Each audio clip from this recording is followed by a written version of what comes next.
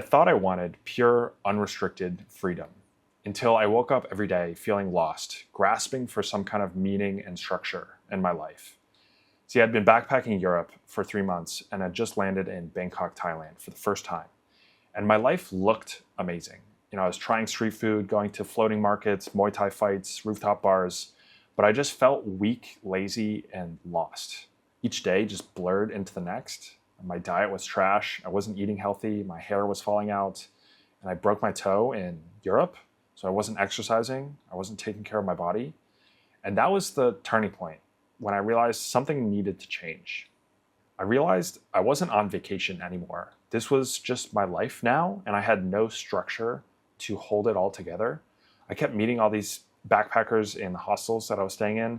People were going to Chiang Mai next and Vietnam. I felt that social pressure to do what everyone else was doing. I was worried what other people would think if I didn't do what they were doing. But I finally decided to just prioritize my own mental health and my own routine. And so that's what I did. I booked a ticket straight to Bali and decided to rebuild my life with structure and routine to hold it all together. Mentally, emotionally, spiritually, I just need some routine again. And what I wrote in my journal after was the only way I can describe that feeling is that my life just felt aligned. Today, I want to share with you the routine and the structure that I've built into my life that actually got me out of that slump and that has given me the structure to get out of the vacation mode mindset and to be able to work from anywhere in the world. If you're looking for some quick tactics, hacks, quick fixes, this video is not for you. There's a lot of foundational stuff that just slapping band-aids on won't fix. So let's dive in. I want to start with a reframe because I've talked to people who think that routine equals rigidity, but for me, routine has never been a kind of top-down restriction that I've placed on my life. Instead, I've built routine from a bottom-up principle of necessity for me to be able to contend with the chaos of traveling and life on the road. And so routine and structure has been the thing that has been able to get my mindset out of vacation mode, to be able to help me think more clearly, have more energy, and be able to pursue a life that I feel is more fulfilling and meaningful. And so I think the reframe here is to not think about routine as restrictive or building a routine around external places, like I have to have my office, but rather around routine as something internal, something where you can step into the mindset, and routine around intention rather than external. But the bottom line of all of this, I want to keep coming back to this image. Whatever you have to do as part of your work for your focus, assume it's like sitting behind a laptop for 2, 3, 4, 5 hours uninterrupted. All of routine comes down to how can we get ourselves into a place where we're sitting behind our laptop and focusing for those 2, 3, 4, 5 hours uninterrupted with no distractions. That image of you working is what I want to keep coming back to in this video. If I were to sit down and design a system and routine with you, this is what I would go through. The first and the foundation of all of this is environment design. What I've learned is that we can have the best willpower in the world, but if our environment is not supporting that, is not supporting us towards our goals, our willpower can just get crushed. And so I'm sure many of us can relate to that one, negative friend in the social group, or a place or home that's just too comfortable, that is causing that internal friction between our reality and what our goals are. And so this shows up in every aspect of our life, physical, social circles, diet, health, everything. And so to pick up from the story I started in the intro, I flew straight to Bali. I knew that was kind of my end goal, and I wanted to rebuild my life with routine and structure and be around like-minded people. I stayed in this co-working hostel where basically everyone was, a digital nomad working on some kind of business, which was fantastic. And I remember writing about this in my life update blog posts, that there was this initial hit to my insecurities, because when I got there, I realized I was no longer the big fish. I was now the little fish in the pond. There were people that were, everyone was working shirtless. Well, not everyone, but it was an outdoor co-working hostel. People were working shirtless. Women were very attractive. And that brought out the I'm not good enough insecurities. But as soon as I got over that, the difference was night and day. The difference that environment made to my focus, my work, and working towards my goals was night and day. I was prioritizing my sleep, eating clean, working. And I remember specifically noticing that watching YouTube or just like relaxing, watching YouTube felt weird. It felt more normal to be sitting on a beanbag reading. And that was one of those like distinct moments of clarity for me. That was what was normal in that environment. And so that environment was supporting my goals. And so in terms of what can you do about this, I would say look at basically every aspect of your life in compartments, physical, digital, social life, health, diet, and look at your environments that you're spending your time in or digitally spending your time in. And think about, are they pushing you, supporting you towards your goals, or are they holding you back? And how can you change environments? Because changing environments can be such a big mover for the rest of the dominoes. And to bring it back to that image of us working uninterrupted for multiple hours, if you've watched other videos from me, I like to work from coffee shops. But the main idea here is where and how can you find an environment where your brain associates that environment with working. So for me, I work from coffee shops because I've built this association where this place and this mindset is for focus and for working. And so can you find a cafe, a library, even a part of your house if you have one? But if you're traveling, go to coffee shops, cafes, libraries, and only work there. Build that association where that is just the space for only working. And it's even better if you can tie some reward to that experience. That's why I like coffee shops, being able to get the whole experience of the aroma, the smells, the hustle and bustle, as well as the actual coffee and the caffeine. As an example of this, one of my friends reached out to me a little while ago, and he said he was in a bit of a work rut and scraped together a little bit of motivation, and had told me that there were 2 new coffee shops in his home or in his town, and that he was, instead of working from home, was going to go to one of the coffee shops, and he did. And he was telling me how much of a difference that made to his motivation of going somewhere new, the new novelty, as well as the social accountability of, he said he was, his headphones ran out of battery. And so whereas normally he would just, sit there and watch YouTube while the headphones were charging, instead he was doing something productive because of the social accountability, the social environment. Not that he was there with friends, but just being around other people is almost like you're being watched. And so I find there's this kind of accountability that you get from working from public spaces. After environment, the next foundational structure of my routine is sleep. Sleep is weird. It's been so normalized and baked into our culture that sleep is sacrificed first, that it's lowest on the totem pole, behind staying out with friends, finishing the movie, going to the party, whatever it is. But having experienced both poor sleep and great sleep while trying to work and focus, I've realized it's one of those things that you don't realize is holding you back until you've actually experienced great sleep. And so I've made sleep a big part of the structure behind my routine of my life. I don't always get 100% sleep scores. I have a Whoop, but I have consistently ranked in the top 1 to 2% of Whoop users for my sleep scores. And that's because I've learned how to value my sleep. I've learned the difference that it makes in my ability to focus and ability to hold focus and make clearer decisions. And so coming back to this image of ourselves working, like the bottom line, we have from the first part of environment design, a place to work.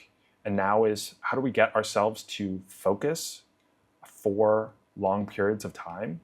And sleep helps me hold my focus for longer. And it has helped me do those hard tasks that I don't feel like doing.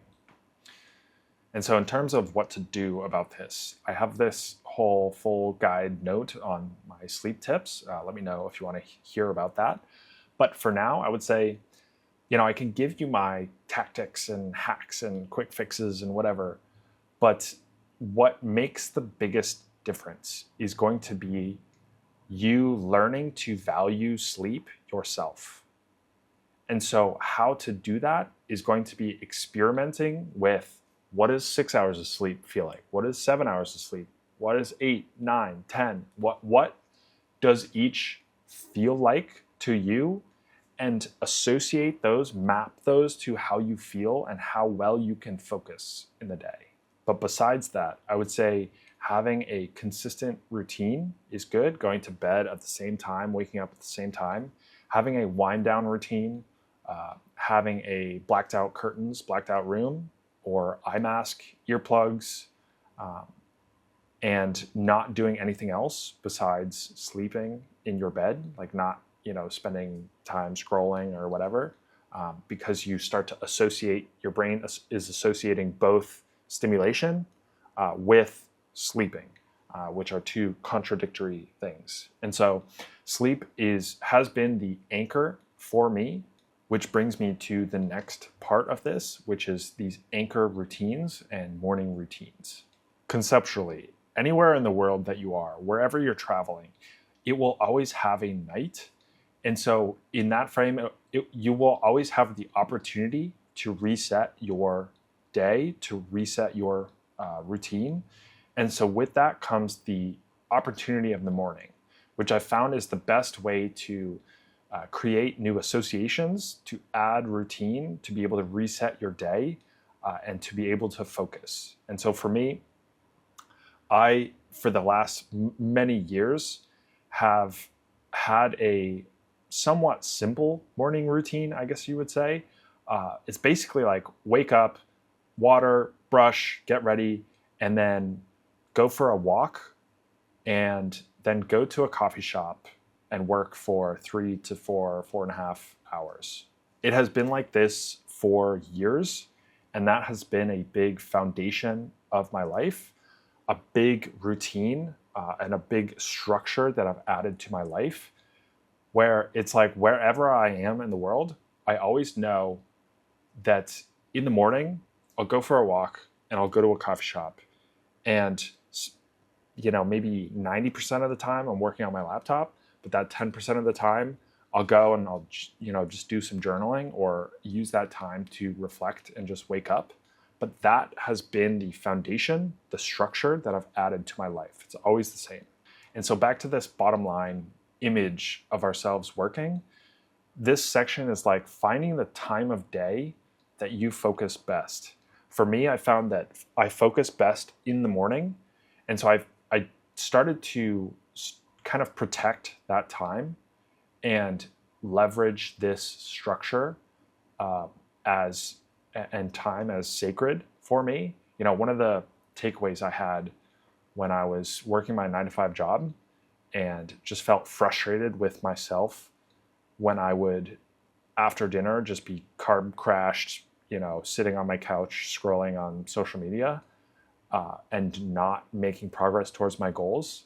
I realized I was never doing any good, productive work in the evenings anyway, but I always was focused and productive in the mornings. And so I just took time from my evening and moved it to my mornings. I just went to bed earlier and woke up earlier and started working towards my goals first thing in the morning instead of trying to swim upstream and work on them basically after dinner. And so in terms of what to do about this, I would say it's fairly straightforward in terms of just like, when during the day do you work the best? What time of day do you work the best? Can you focus the most and focus the most clearly? And how can you leverage that? How can you build more structure around that time and use it more often? James Clear in Atomic Habits talks about habit stacking. It's kind of that same idea of like, in the mornings, we always have that reset of the night. And so you can always anchor your routine in sleep and anchor your routine around these big, parts of your day, lunch, dinner, working out, and build structure around those to find the times when you work the best and use that as part of your routine. The last foundational point here is having guardrails instead of relying purely on willpower. As I've kind of refined my routines and structure of my life, I've realized that many times it's less about pushing through harder, trying to have more willpower or discipline, and more working smarter. One of the examples I have continued to learn, one of the learnings that I've continued to have is working after dinner has never been worth it. I keep finding that anytime I try to work after dinner to continue to focus, to continue to be productive, it ends up pushing my sleep routine and bedtime routine further out. I always basically blow by my end work time, and that reduced sleep ends up affecting my actual prioritized focus the next morning. And so I find that some of this is like letting go of the immediate gratification of just trying to like, oh, I'm almost done. I just have a little bit more. I can just, get it done. And instead trusting and waiting for your future self, your tomorrow's self that has the clarity, has the focus and energy to actually make those decisions. And so in some ways, it's less about discipline or willpower and more about reducing distractions, reducing temptations, and adding in guardrails. And so some examples from my life and my routines, I found that many times for lunch, I will eat kind of on the lower carb end because I kept finding that when I ate big meals and a lot of meat for lunch, I would have this huge energy crash dip after, which would affect my focus in the afternoons. And so I started to either eat less carb or do like 2 meals, one at noon and then a second meal at 3, and then have my dinner at whatever, 7. Another is prioritizing deep work in the mornings, in my morning focus block, and prioritizing more shallow work, tasks that don't require as much deep critical thinking in the afternoons, and doing my most like basic repetitive admin level stuff in the evenings. If I have to do any work after dinner or right before dinner, basically, then like I said, I'm not working after dinner. And another is like putting your phone on do not disturb, especially when you're working, to limit those distractions. And so back to this kind of bottom line image, this is about how can we focus for longer while sitting without getting distracted or without having those temptations, without having an energy crash or having a message come in that like distracts our focus, to be able to continue to do that work for that time as we're sitting there. And so in terms of what to do about this, I would say look at where and how you get distracted, what parts of your environment give temptations and distractions, and how can you add constraints or remove temptations from your environment or from your life. Just as an example, going to a coffee shop and constraining yourself to 2 hours of work and then leaving after that. Or when you go out to lunch, picking something that's healthier or lower carb that you know is not going to affect your afternoon work session. So you don't tank your own, shoot yourself in the foot, tank your own focus. And so I think a lot of this is how can you make your life smoother and not rely on as much willpower to push you through. So to wrap this video up, the bottom line of all of this comes back down to finding and protecting that version of you, sitting at your laptop for 3 to 4 or 5 hours without any distractions, protecting what is most important to you and your goals and your mission. One of the things that I've learned in the last couple of years is that I've liked myself better when I'm in a routine, because I think that version of myself I respect more. I think I have more clarity.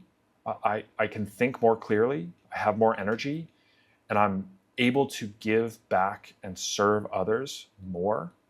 Back to this story of Bali, I wrote in my journal that this had been the most intentional that I've ever lived. There's something about aligning yourself with your goals and being able to use that to make progress and to serve others. And so anyway, it's kind of fitting because I'm actually heading back to Bali in about a week. So very excited to go back to kind of the roots of where I was most focused on building intentionality and routine and structure into my life. The last thing I'll just say here is that life will test you. It's not a question of if, it's when, especially living on the road and traveling. And when it does, your systems, your routine, your structure of your life will be the things that keep you from collapsing under the pressure. And so if you've been drifting, use this video as your sign to start to pick up the pieces and internalize your routine, internalize your structure. You don't need a home. You don't need an externalized routine. You just need a system, a foundation, a structure that works wherever you go. And so if any piece of this video resonated with you, let me know in the comments. Hope it was helpful for you. I've got some other videos on this channel on systematizing your life and the systems that I use while living on the road, as well as a playlist on my backstory and how I got here. But with that, I've got to edit this video so I can go play pickleball tonight. See you in the next one. So to wrap this, and then leaving after that. Does that even have anything to do with this? I don't know, leveraging. I don't know what I'm talking about. I hate perfectionism. Good enough. Ship it. Don't feel amazing about this, but you just gotta show up, See you tomorrow. That's not how I end videos. Damn it. See you in the next one is how I end the video.